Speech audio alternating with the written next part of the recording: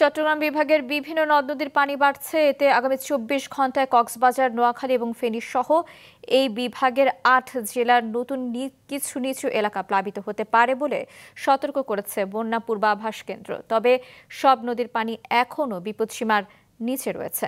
Desk report. গভীর নিম্নচাপের প্রভাবে সাগর উত্তাল।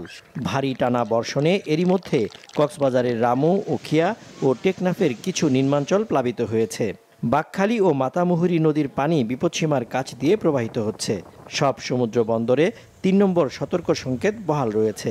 গতকাল সকাল ৯টা থেকে আজ সকাল ৯টা পর্যন্ত কক্সবাজারে ২৬২ মিলিমিটার বৃষ্টিপাত রেকর্ড করা হয়েছে। তবে কক্সবাজার শহরের পানি নেমে গেছে। সাগরে ঝড়ো হাওয়ার কবলে পড়ে কক্সবাজার উপকূলে ৬টি ফিশিং ট্রলার ডুবে গেছে। এ ঘটনায় এ পর্যন্ত ২ জেলের মরদেহ উদ্ধার করা হয়েছে। এদিকে গতকাল বিকেল থেকে ফেনীতে থেমে থেমে মাঝারি থেকে ভারী বৃষ্টিপাত হচ্ছে।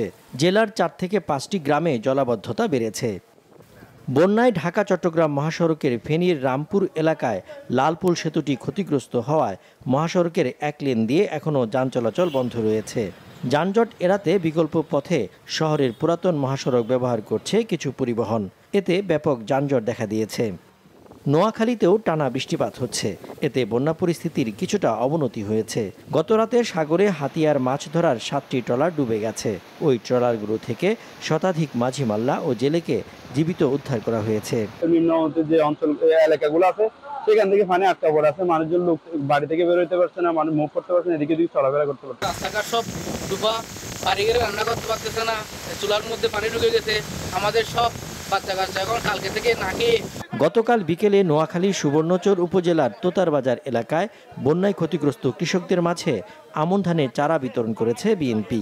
ক্ষতিগ্রস্ত কৃষকদের সরকারিভাবে সাহায্যের আবেদন জানিয়েছে দলটির নেতারা। রাঙামাটির কাপ্তাই হ্রদের পানি গেল কয়েকদিন কিছুটা কমলেও বৃষ্টির কারণে ফের বাড়ছে পানির স্তর। গত ২৪শে আগস্ট থেকে ৯ সেপ্টেম্বর পর্যন্ত বাঁধের ১৬টি গেট খোলা ছিল।